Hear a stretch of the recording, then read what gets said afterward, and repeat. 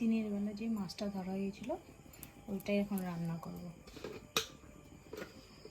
পরিমাণ মতো হলুদ আর স্বাদ মতো নুন দিয়ে দিলাম মাছটাকে ভাজার জন্য। কড়াই গরম হয়ে গেছে, এখন তেল দিয়ে দিব।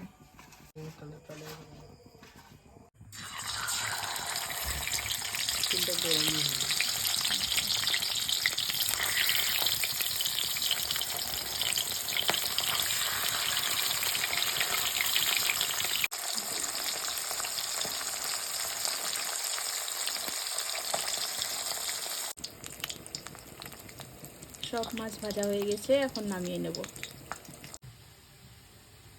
মাছের মশলার জন্য এই যে আধা চামচ জিরা নিয়েছি, গোটা জিরে, একটা পেঁয়াজ, রসুন নিয়েছি 10-12টা, ছোটো ছোটোই আছে টুকরোগুলো। আচ্ছা, 2টো কাঁচা লঙ্কা, শুকনো লঙ্কা দিব তার জন্য কাঁচা লঙ্কার পরিমাণটা কম দিলাম। একটা গোটা টমেটো, টমেটোর বীজগুলো সব ছাড়িয়ে দিয়েছি।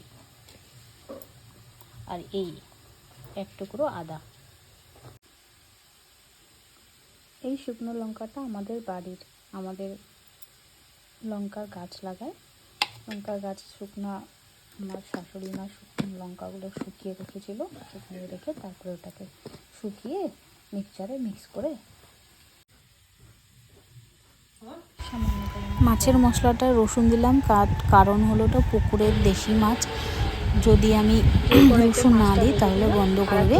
আমার শাশুড়ি মার জন্য বললো কয় টুকরো রসুন দাও যাতে মাছের সবজিটা গন্ধ না করে।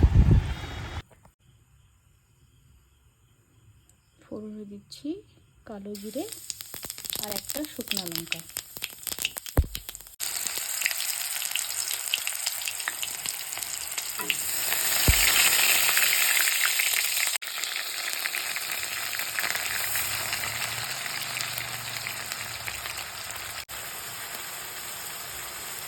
এক চামচের মতো, ছোটো ছোটো চামচ, 1 চামচ লবণ দিয়ে দিলাম,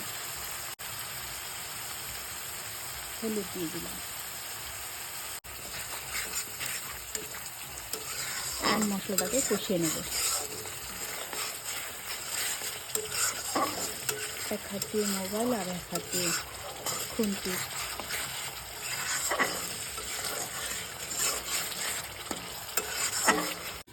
একটু ঢেকে দিলাম, একটু ঢেকে দিই। মশলার থেকে তেল বাড়ানো শুরু হয়ে গেছে, এখন একটু জল দিয়ে আর একটু মশলাটা কষিয়ে নেব।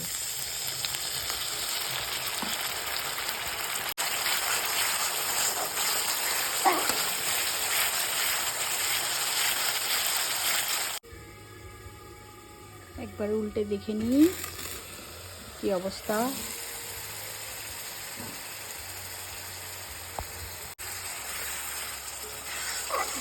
সুন্দর হয়েছে মশলাটা।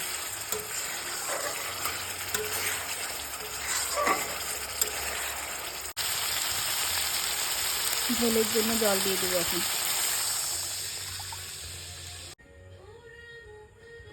একটু ঢেকে দিই, ঝোলটা তাড়াতাড়ি ফুটে যাবে।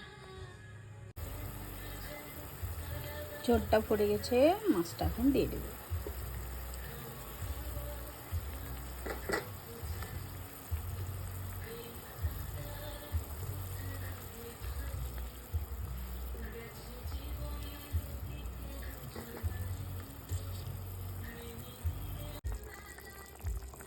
আমার মাছের ঝোল রেডি হয়ে গেছে, আমি এখন নামিয়ে নেব।